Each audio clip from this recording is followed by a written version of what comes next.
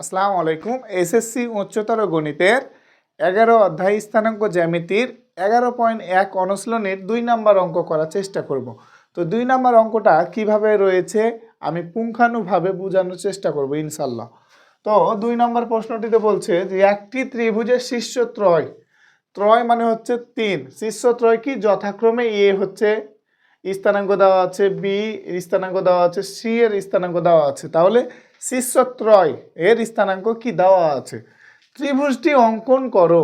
ত্রিভুজটি কি করতে বলছে? অঙ্কন করতে বলছে এবং দেখাও যে এটি একটি সমদ্বিবাহু ত্রিভুজ। তো আগে আমাকে এখন ত্রিভুজটা কি করতে হবে? অঙ্কন করতে হবে। তো ত্রিভুজটা অঙ্কন করব কোথায়? ত্রিভুজটা অঙ্কন করব আমরা কি গ্রাফ পেপারে। গ্রাফ পেপারে কিভাবে?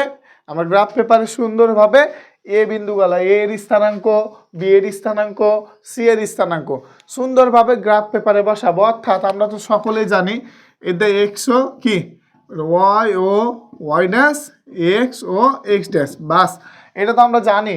তো এই যে স্থানাঙ্ক রয়েছে এই স্থানাঙ্কে আমার সুন্দরভাবে কি বসাতে হবে? এ মানে হচ্ছে 2, -4। তাহলে এক্স এর মান হচ্ছে 2, ওয়াই এর মান হচ্ছে -4, বি মানে হচ্ছে -4 আর 4। তাহলে -4 হচ্ছে এক্স এর মান আর 4 হচ্ছে কি ওয়াই এর মান। এখানে এক্স এর মান হচ্ছে 3, ওয়াই এর মান হচ্ছে 3। বাস এরকম করে আমি বসাবো। তো এক্স এর মান মানে ভুজের মান, ওয়াই এর মান মানে কোটির মান। তো সুন্দরভাবে আমরা বিন্দুটা কি বসাবো, 3টা বিন্দুকে বসাইলে যে অঙ্কনটা হবে ওই ত্রিভুজটা তোমার অঙ্কন করতে বলেছে। তো আমরা সুন্দরভাবে অঙ্কনটা করে নিব যেভাবে পারবো আমরা সুন্দরভাবে। অর্থাৎ কি এ মানে হচ্ছে 2 - 4, তাহলে কি 2 হলে কোন দিকে যাবে? এক্স এর মান এদিকে 1 2, -4 মানে নিচে, এখানে আমি দিয়ে দিলাম বাস। বি মানে কত? বি মানে হচ্ছে -4,4, বি মানে মাইনাস হলে কোন দিকে যায়? এদিকে আবার -4 আর 4 হলে এখানে দিয়ে দিলাম। তারপরে বলছে 3,3, তাহলে 3 হলে এদিকে 3,3, তাহলে এখানে আর এখানে, বাস তারপরে আমি ত্রিভুজটা দিয়ে দিলাম, সুন্দরভাবে দিয়ে দেবো এভাবে। তো এটা ছিল এ এর স্থানাঙ্ক, এ এর স্থানাঙ্ক লিখে দেবো। এটা ছিল কার? বি এর স্থানাঙ্ক লিখে দেবো। এটা হচ্ছে সি, তাহলে সি এর স্থানাঙ্ক বাস আমি লিখে দেবো। এভাবে আমার ত্রিভুজটা অঙ্কন করতে বলেছে। আমরা গ্রাফে সুন্দরভাবে অঙ্কন করব জাস্ট। এবার চলে আসি আমরা যে দেখাও, যে আমাকে দেখাতে বলেছে। কি বলেছে? এটি একটি সমদ্বিবাহু ত্রিভুজ। দেখাও যে এটা একটা কি সমদ্বিবাহু ত্রিভুজ। তো সমদ্বিবাহু মানে কি? যার যে ত্রিভুজের দুইটি বাহু কি সমান সেটাকে বলা হয় সমদ্বিবাহু ত্রিভুজ। ত্রিভুজের কয়টা বাহু থাকে? 3টা বাহু। 3টা বাহুর ভিতরে 2টা বাহু যদি সমান হয় তাহলে সেই ত্রিভুজটাকে বলা হয় সমদ্বিবাহু ত্রিভুজ। তাহলে আমাকে এখানে দেখাতে হবে যে এই যে ত্রিভুজটা রয়েছে এই ত্রিভুজটা 2টা বাহু কি সমান। তাহলে আমি 2টা বাহু সমান করতে গেলে দেখো তো আমার এ বি থেকে এ, অর্থাৎ এ বি এর দূরত্ব আমি পারবো। এবার এ থেকে সি এটা দূরত্ব আমি পারবো। আবার বি থেকে সি এটা দূরত্ব পারবো। তাহলে 3টা দূরত্ব আমি যদি নির্ণয় করি, অর্থাৎ 3টা বাহুর দূরত্ব যদি আমি নির্ণয় করি এবং নির্ণয় করার শেষে যদি আমি পেয়ে যাই যে এ বাহুর দূরত্ব কত, এ বাহুর দূরত্ব কত, এ বাহুর দূরত্ব কত, তাহলে আমি কি পাবো? তাহলে আমি বাহুর দৈর্ঘ্য পেয়ে নিলে আমি বুঝতে পারবো যে 2টা বাহু যদি সমান হয় তাহলে সমদ্বিবাহু। তাহলে আমাকে এখন কি নির্ণয় করতে হবে? আমাকে নির্ণয় করতে হবে কি এ বাহুর দূরত্ব, বাহুগুলার দূরত্ব। তো এখন আমি সুন্দরভাবে লিখিত এ থেকে বি বাহুর দূরত্ব কতখানি তাহলে আমি সুন্দরভাবে লিখবো। এখানে কি দেওয়া আছে? কি কি সুন্দরভাবে দেওয়া আছে বলে আমি তুলি অঙ্কগুলাকে। এ মানে হচ্ছে 2, -4, বি মানে হচ্ছে -4,4 আর সি মানে হচ্ছে 3,3। বাস এবার আমি সুন্দরভাবে কি লিখবো? আমি সুন্দরভাবে লিখবো যে এ বি এর দূরত্ব, এ বি এর দূরত্ব, এ বি এর দূরত্ব কি? এ বি এর দূরত্ব সমান সুন্দরভাবে আমি কি সুন্দরভাবে সূত্র ফেলে দেবো x2 - x1 তার উপর all square plus y2 - y1 তার উপর অল স্কোয়ার, বাস সমান নিচে সমান। এবার এখানে এ আর বি, তাহলে এটা হচ্ছে x1, এটা হচ্ছে y1, এটা হচ্ছে কি? এটা হচ্ছে তখন কি x2, এটা হচ্ছে y2, বাস এখন x2 মানে কত? -4, মাইনাস আছে -2 রয়েছে x1, বাস ঘিরে দে স্কোয়ার প্লাস y2 মানে কত? y2 মানে এখানে রয়েছে 4, মাইনাস ওয়ান মানে এখানে কত -4, তাহলে -+4 স্কোয়ার সমান নিচে সমান -4 মানে -6, 6 6 36 প্লাস 8 8 8 64 সমান √16 36 আর 64 যোগ করলে হয় 100, √100 করলে হয় 10। এ বি এর দূরত্ব পেলাম এটা। এবার বিসি এর দূরত্ব নির্ণয় করব। তো বিসি এর দূরত্ব নির্ণয় করলে তো বিসির x1 x2 এটা তো চেঞ্জ হবে অবশ্যই। তো বিসি এর দূরত্ব নির্ণয় করি আমরা। বিসি এর দূরত্ব কি করি নির্ণয় করি, বিসি এর দূরত্ব বিসি সমান লিখে দিই শর্টকাটে আমরা।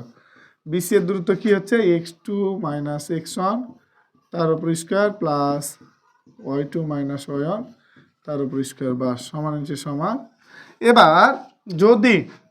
এবার আমি সুন্দরভাবে কি করব, x2 বিসি আমি নিয়েছি, তাহলে বি আর সি, তাহলে এখানে এটা এখন হয়ে গেল x1, এটা হচ্ছে কি y1, এটা এখন কি এটা হয়ে গেল এখন x2, এটা হয়ে গেল এখন y2, বাস এখন মানগুলা ফেলে দেবো। তো আমি এটা লিখবো না, এটা আমার বোঝানোর স্বার্থে কিন্তু আমি এটা লিখেছি।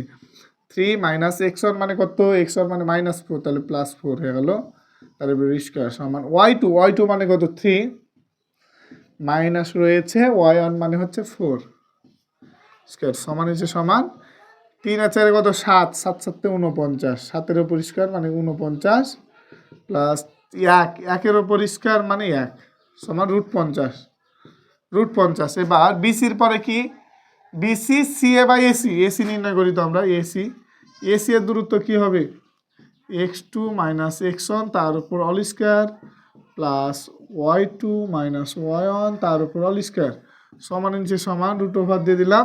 x2 মানে কত আমি নির্ণয় করছি এসি, তাহলে সুন্দরভাবে এসি, তো এসি যদি নির্ণয় করি তাহলে এসি মানে এটা হচ্ছে x1, এটা হচ্ছে y1, তাহলে এটা হচ্ছে কি x2, এটা হচ্ছে y2, তাহলে x2 মানে 3 মাইনাস x1 মানে হচ্ছে 2 তার উপর অল স্কয়ার প্লাস y2 মানে কত, y2 মানে এখানে 3